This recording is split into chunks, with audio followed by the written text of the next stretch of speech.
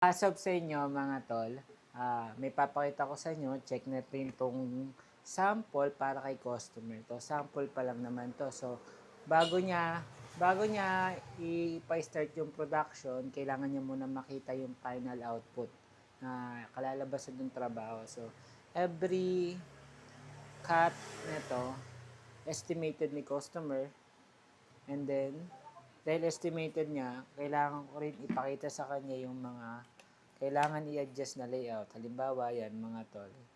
Ang layout na yan, medyo makakat siya. So, kailangan namin angat yung mga ganyan layout. Yan. Kasi hindi lahat pare-parehas. Pero okay naman yung ano. Okay naman tong paano siya i-print, kung paano siya i-bind. Masasabi ko na quality. Quality yung trabaho. Pwede pa nga siyang lagyan ng spine print. Nga lang, kung ipapalagyan pa ni customer. Maganda kasi yung pagkaka-scoring ng libro.